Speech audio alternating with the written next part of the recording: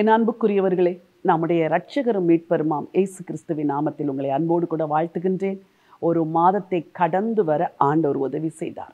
இந்த மாதம் முழுவதும் தகப்பனாகிய தேவனின் ஆசீர்வாதங்கள், கர்த்தராகிய இயேசுவின் ஆசீர்வாதங்கள், நம்முடைய முற்பிதாக்களின் ஆசீர்வாதங்கள் உங்கள் சிரசிலே தங்கி இருக்கிறது. நீங்கள் அதை அனுபவித்திருக்கிறீர்கள். உங்களில் அநேக சாட்சிகளை சொன்னீர்கள்.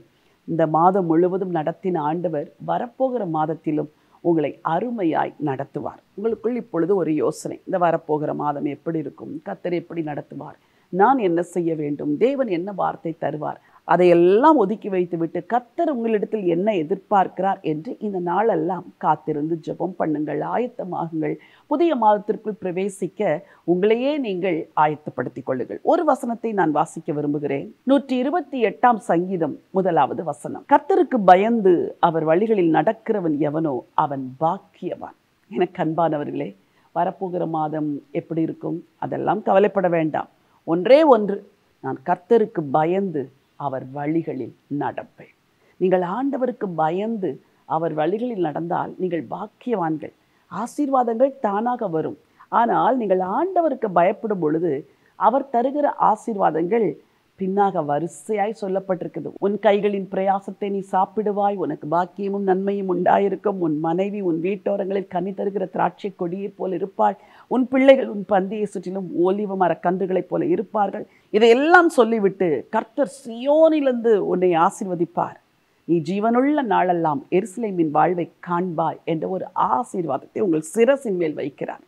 தேவனுக்கு பயந்து நடந்தால் உங்கள் சிரசில் கர்த்தருடைய ஆசீர்வாதம் தங்கியிருக்கும். கடந்த நாட்களில் நான் பல குடும்பங்களை சந்தித்தேன். தேவனுக்கு பயந்த குடும்பங்கள்.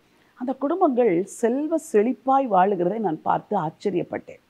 இந்த செல்வ செழிப்பு எப்படி வந்ததென்றால், அவர்களுடைய முற்பிதாக்களில் யாரோ ஒருவர் தேவனுக்கு பயந்து நடந்ததினால் இந்த பிள்ளைகள் எல்லாரும் ஆசீர்வாதமாயிருக்கிறார்கள். உங்களுக்கும் அதே தான்.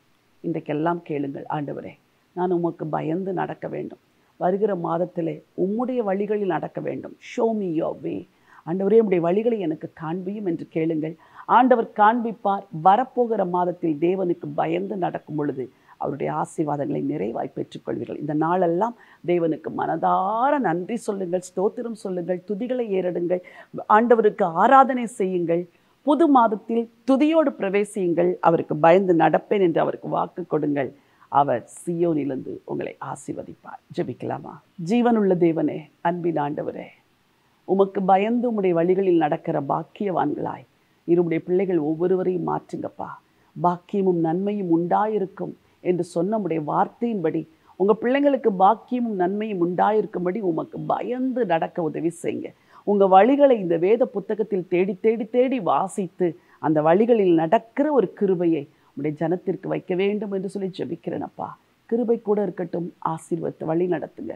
ஆண்டவர் இயேசுவின் நாமத்தில் ஜெபிக்கிறேன், ஜீவனுள்ள நல்ல பிதாவே. ஆமேன், ஆமேன். பிரியமானவர்களை, கர்த்தருக்கு பயந்து அவர் வழிகளில் நடக்கிறவன் பாக்கியவான். கர்த்தருக்கு பயந்து அவர் வழிகளில் நடக்கிறவள் பாக்கியவதி. ஆகவே ஆண்டவருக்கு பயந்து வாழுங்கள். சிரசின் மேல் ஆசீர்வாதம் தங்கும். சீயோனின் ஆசீர்வாதம் உங்களுக்கு சொந்தமாகும். இந்த நினைவோடு இந்த நாளை துதித்து ஸ்தோத்தரித்து முடியுங்கள். புதிய மாதத்திற்குள் பிரவேசியுங்கள். இந்த நாள் ஒரு வெற்றியின் நாள். God bless you.